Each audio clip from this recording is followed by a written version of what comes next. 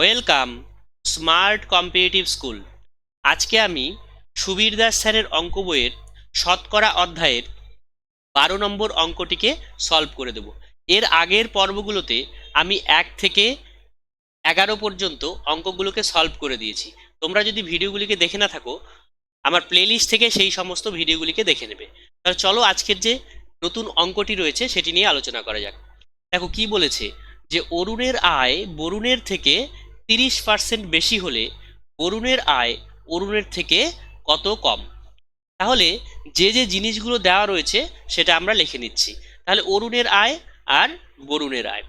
তাহলে এখানে বলেছে কি, যে অরুণের আয় বরুণের থেকে 30% বেশি। তার মানে বরুণের আয় কি হবে, কম না বেশি? বরুণের আয় কম এবং অরুণের আয় বেশি। তাহলে যেটা কম আছে সেটাকে আমরা ধরে নেব কত, সেটাকে আমরা ধরে নিচ্ছি 100। তাহলে ধরে নিচ্ছি যে বরুণের আয় হচ্ছে 100 টাকা। বোঝা গেল? এবার তাহলে অরুণের আয় কত হবে? অরুণের আয় বরুণের আয়ের থেকে কত পার্সেন্ট বেশি? 30% বেশি। তাহলে এর যদি 100 হয় তাহলে এর কত হবে? এর এর সাথে 30 যোগ করতে হবে, মানে 130 টাকা। বোঝা গেল? তার মানে অরুণের আয় হলো 130 টাকা, বরুণের আয় হলো 100 টাকা। এখন দেখো কি বলেছে, যে বরুণের আয় অরুণের থেকে কত কম। অ্যাকচুয়ালি এই কোশ্চেনটা হওয়ার কথা ছিল যে কত শতাংশ কম, ঠিক আছে, বা শতকরা কত কম। তাহলে কত কম হচ্ছে? কার আয় বলেছে? বরুণের আয় অরুণের আয়ের থেকে শতকরা কত কম। তাহলে বরুণের আয় কোনটা? 100, তাই তো। অরুণের থেকে কত কম? তাহলে অরুণ হচ্ছে 130। তাহলে কত কম হচ্ছে? 130 মাইনাস 100। তাহলে কত টাকা কম? 30 টাকা কম। আচ্ছা, তাহলে 30 টাকা কম। এবার আমাদেরকে শতকরায় বের করতে হবে। তাহলে 30 টাকা কার উপরে কম? আবার সেই প্রশ্নটা দেখো, অরুণের আয় অরুণের আয়ের থেকে কত কম। তাহলে অরুণের আয়ের থেকে কত কম। তাহলে অরুণের আয় কত ছিল?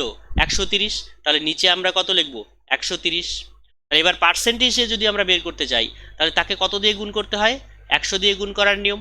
তাহলে দেখো এই শূন্য শূন্য কেটে গেল। তাহলে কত হচ্ছে? 300, তাই তো। 30 গুণন 10 মানে 300 ডিভাইডেড বাই 13। তাহলে কত হলো? 13 দুগুণ 26। তাহলে 4 পড়ে থাকলো 0। তাহলে 3 13 39, নিচে 1। তাহলে 23 পূর্ণ একের 13%। কিন্তু এখানে 23 পূর্ণ 13% বলে কিছু নেই, পয়েন্টে আছে। তাহলে এটাকে পয়েন্টে কনভার্ট করলে কত হবে? পয়েন্টে কনভার্ট করলে 23.07% হবে। বোঝা গেল? তাহলে এই পর্যন্তই।